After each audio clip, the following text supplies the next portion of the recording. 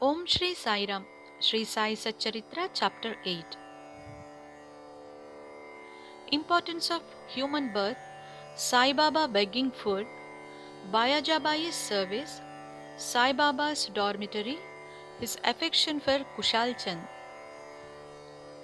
As hinted in the last chapter, Hemad Pant now explains at length in his preliminary remarks on the importance of human birth and then proceeds to relate how Sai Baba begged his food, how Bayajabai served him, how he slept in the masjid with Tatya Kote Patil and Mahal Sapati, and how he loved Kushal Chand of Rahata. Importance of human birth. In this wonderful universe, God has created billions of creatures or beings, including gods, demigods, insects, beasts, and men, inhabiting heaven, hell, earth, ocean, sky, and other intermediate regions. Of these, those creatures or souls whose merits preponderate go to heaven and live there till they enjoy the fruits of their actions, and when this is done, they are cast down, while those souls whose sins or demerits preponderate go down to hell and suffer the consequences of their misdeeds for so long a time as they deserve. When their merits and demerits balance each other, they are born on earth as human beings and are given a chance to work out their salvation. Ultimately, when their merits and demerits both drop down completely, they get their deliverance and become free. To put the matter in a nutshell, souls get their births or transmigrations according to their deeds and intelligence. Special value of the human body. As we all know, four things are common to all the creatures, that is, food, sleep, fear, and sexual union. In the case of man, he is endowed with a special faculty, that is, knowledge, with the help of which he can attain God vision, which is impossible in any other birth. It is for this reason that God envy man's fortune and aspire to be born as men on earth, so as to get their final deliverance. Some say that there is nothing worse than the human body, which is full of filth, mucus, phlegm, and dirt, and which is subject to decay, disease, and death. This is no doubt true to a certain extent, but in spite of these drawbacks and effects, the special value of the human body is that man has got the capacity to acquire knowledge. It is only due to the human knowledge that one can think of the perishable and transitory nature of the body itself and of the world and get a disgust for the sense enjoyments and can discriminate between the unreal and the real and thus attain God vision.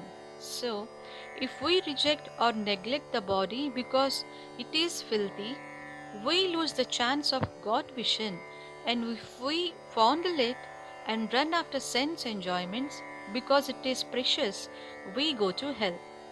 The proper course, therefore, for us to pursue is the following: that the body should neither be neglected nor fondled, but should be properly cared for, just as a traveller on horseback takes care of his pony on the way till he reaches his destination and returns home.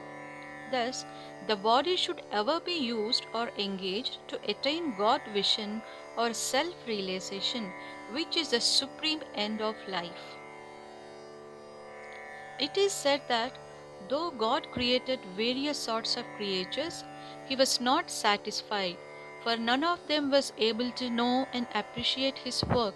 So he had to create a special being, man, and endow him with a special faculty, that is knowledge. And when he saw that man was able to appreciate his Leela, marvelous work and intelligence, he was highly pleased and satisfied. So, really, it is good luck to get a human body, Better luck to get birth in Brahmin family, and best one to get an opportunity of having resource to Sai Baba's feet and surrendering to him. Man's endeavor. Realizing how precious the human life is and knowing that death is certain and may snatch us at any time, we should be ever alert to achieve the object of our life. We should not make the least delay but make every possible haste to gain our object. Just as a widower is most anxious to get himself married to a new bride, or just as a king leaves no stone unturned to seek his lost son, so with all earnestness and speed we should strive to attain our end, that is self realization. Casting aside sloth and laziness, warding off drowsiness, we should day and night meditate on the self. If we fail to do this, we reduce ourselves to the level of beasts. How to proceed? The most effective and speedy way to gain our object is to approach a worthy saint or sage, Sadguru, who has himself attained God vision. What cannot be achieved by hearing religious lectures and study of religious works is easily obtained in the company of such worthy souls. Just as the sun alone gives light, which all the stars put together cannot do, so the Sadguru alone imparts his spiritual wisdom, which all the sacred books and sermons cannot infuse. His movements and simple talks give us silent advice. The virtues of forgiveness, calmness, disinterestedness, charity, benevolence, control of mind and body, egolessness, etc., are observed by the disciples as they are being practiced in such pure and holy company. This enlightens their minds and lifts them up spiritually. Sai Baba was such a sage or Sadguru. Though he acted as a fakir, he was always engrossed in the self. He always loved all beings in whom he saw God or divinity. By pleasures he was not elated. He was not depressed by misfortunes. A king and a pauper were the same to him. He, whose glance would turn a beggar into a king, used to beg his food from door to door in Shirdi, and let us now see how he did it. Baba begging food. Blessed are the people of Shirdi, in front of whose houses Baba stood as a beggar and called out, "O lassie, give me a piece of bread," and spread out his hands to receive the same. In one hand he carried a tin pot, and in the other hand a joli or chaupadari, that is a rectangular piece of cloth. He daily visited certain houses and went from door to door. Liquid or semi-liquid things such as soup, vegetables, milk or buttermilk were received in the tin pot, while cooked rice, bread and such solid things were taken in the joli. Baba's tongue knew no taste, as he had acquired control over it. So, how could he care for the taste of the different things collected together? Whatever things he got in his jol and in the tin pot were mixed together and partaken by Baba to his heart's content. Whether particular things were tasty or otherwise was never noticed by Baba, as if his tongue was devoid of the senses of taste altogether. Baba begged till noon, but his begging was very irregular. Some days he went a few rounds, on other days up to the 12 noon. The food thus collected was thrown in a kundi, that is, earthen pot. Dog, cats, and crows freely ate from it, and Baba never drove them away. The woman who swept the floor of the masjid took some 10 to 12 pieces of bread to her house, and nobody prevented her from doing so. How could he, who even in the dreams never warded off cats and dogs by harsh words and signs, refuse food to poor helpless people? Blessed indeed is the life of such a noble person. People in Shirdi took him in the begging for a mad fakir. He was known in the village by this name.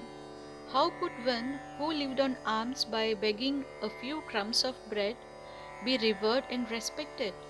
But this fakir was very liberal of heart and hand, disinterested and charitable. Though he looked fickle and restless from outside, he was firm and steady inside. His way was inscrutable. Still, even in that small village, there were a few kind and blessed people who recognized and regarded him as a great soul. One such instance is given below. Bayajabai's brilliant service. Tatya Kote's mother, Bayajabai, used to go to the woods every noon with a basket on her head containing bread and vegetables. She roamed in the jungles course after course, trampling over bushes and shrubs in the search of the mad fakir, and after hunting him out, fell at his feet. The fakir sat calm and motionless in meditation, while she placed a leaf before him, spread the eatables, bread, vegetables, etc., thereon, and fed him forcibly. Wonderful was her faith and service. Every day she roamed at noon in the jungle and forced her Baba to the partake of lunch. Her service, upasana or penance, was whatever name we call it, was never forgotten by Baba till his Mahasamadhi. Remembering fully what service she rendered, Baba benefited her son magnificently. Both the son and the mother had great faith in the fakir who was their God. Baba often said to them that fakir was the real lordship as it was everlasting and the so-called lordship was transient. After some years, Baba left off going into the woods, began to live in the village and take his food in the masjid. From that time, Bayaji Bai's troubles of roaming in the jungles ended. Dormitory of Trio. Even blessed are the saints in whose heart Lord Vasudeva dwells, and fortunate indeed and are the devotees who get the benefit of the company of such saints. Two such fortunate fellows, Tatya Kote Patil and Bhagat Mahalsapati, equally shared the company of Sai Baba. Baba also loved them both equally. These three persons slept in the masjid with their heads towards the east, west, and north, and with their feet touching one another at the center. Stretching their beds, they lay on them, chit chatting and gossiping about many things till late at midnight. If any one of them showed any signs of sleep, others would wake him up. For instance, if Tatya began to snore, Baba at once got up and shook him from side to side and pressed his head. If it was Mahalsapati, he hugged him close, stroked his legs and kneaded his back. In this way, for full 14 years, Tatya, leaving his parents at home, slept in the masjid on account of his love for Baba. How happy and never to be forgotten were those days! How to measure that love and how to value the grace of Baba! After the passing away of his father, Tatya took charge of the household affairs and began to sleep at home.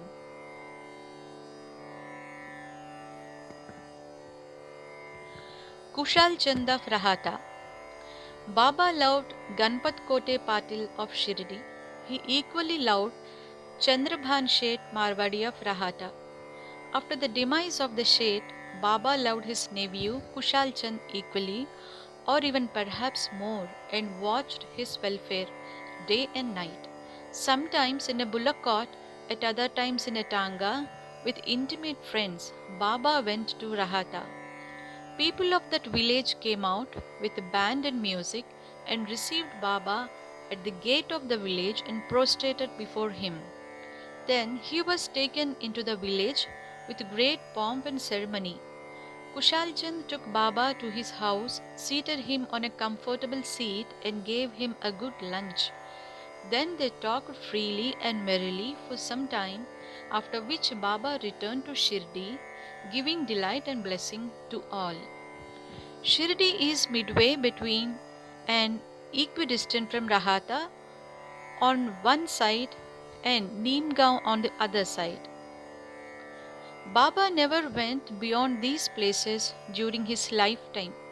He never saw any railway train nor travel by it. Still, he knew exactly the timing of arrival and departure of all trains. Devotees who acted according to Baba's instructions, that is, their departure, which were given by him at the time of taking his leave, fared well, while those who disregarded them suffered many a mishap and accident. More about this and other matters will be told in the next chapter.